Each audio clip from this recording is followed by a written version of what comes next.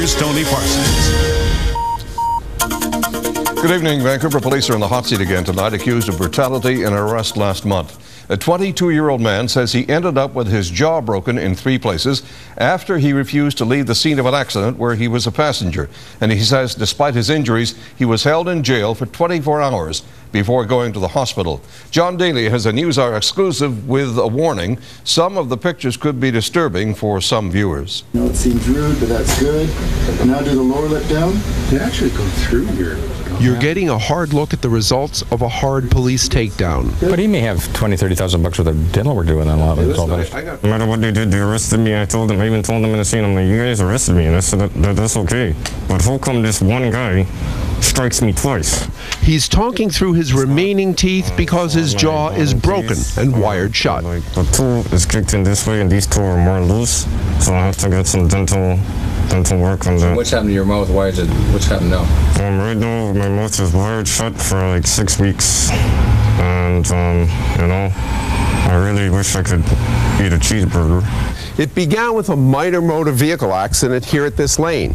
It was raining heavily and the police were called.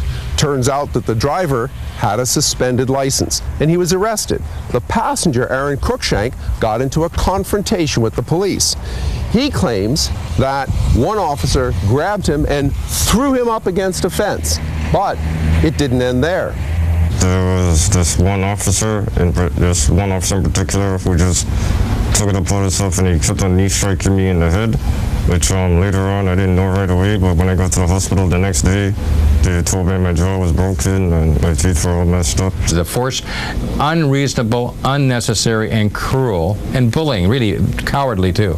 Cowardly, really, it's a cowardly attack because they weren't defending themselves and there was no way he was going to do anything to him. He's a young guy, he's 140, 50 pounds, 3 officers holding him. This was unnecessary. Cruickshank was put in a police wagon and taken to the jail where, despite his jaw, he was held for 24 hours. He had to take himself to hospital. He might sue, but the courts take years, and... But they basically side with the police, and they aren't very heavy on damages. Generally, they think police have a difficult job, and they tend to be fairly cheap on damages. So this is probably going to be one of those, it's like Guns N' Roses and all those events. They don't end up to any satisfaction to the victim. What we want to have is less victims of police violence. Cruickshank has filed a complaint with Internal Affairs, but he still faces a charge of threatening an officer. I read the report, the police report, and it says something, he kneed him in the shoulder and it was a glancing blow to his jaw, is what they're saying. You don't need to knee somebody. This is unnecessary violence.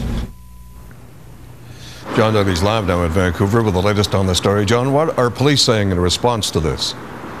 Well, Tony, Cruickshank, who has a record for 3 prior minor offenses, signed his Form 1 record of complaint with the VPD on the 6th of July. And we asked the VPD about his complaint this afternoon, an hour and a half ago. The department says a cursory reading of the police reports indicates that Cruickshank was both aggressive and threatening, and it should be able to respond tomorrow more thoroughly to the issue of the amount of force used. Tony? All right, John, thank you. Chances are, whenever those allegations are investigated, they'll be investigated by other police officers. And whatever those officers conclude won't satisfy everyone. It's the same issue that came to the fore again last week at the inquest into the shooting death of 22-year-old Ian Bush by an RCMP officer in Houston. And as Ted Chernecki reports, demands from the family of Ian Bush that police not be allowed to investigate themselves are still resonating this week. Another unarmed civilian is shot dead by a rookie RCMP officer, and another coroner's inquest to establish facts.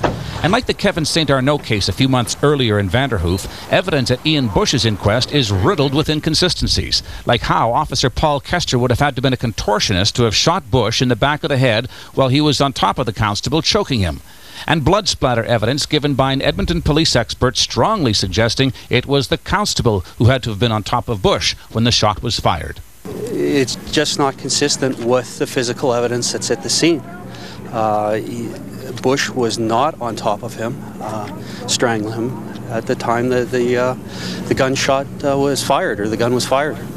And the RCMP investigating itself again came into criticism. Like, why would they let Constable Kestra take 3 months medical leave before taking a statement from him? And only then, after giving his lawyer, Brian Gilson, the questions in advance. We're going to call it a Gilson now in the justice system. We're going to be insisting that our clients be sent home and that lists of questions be sent to us weeks or months later.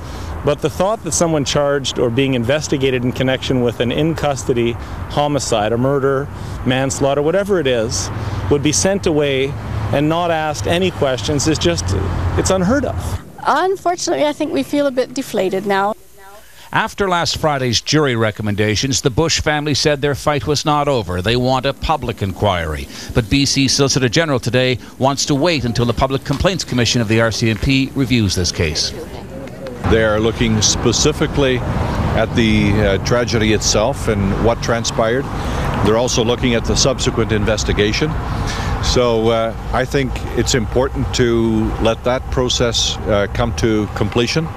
And at that point, might be a better time to make a determination as to whether or not further inquiry is called for. And some believe that when Constable Kester was finally interrogated months later, it was unlike your typical police interrogation.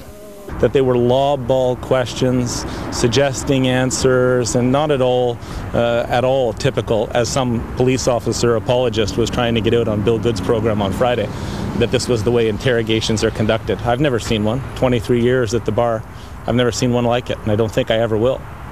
Unless perhaps it's a police officer investigating another police officer for an in-custody death, and the system doesn't get changed as a result of the Bush death.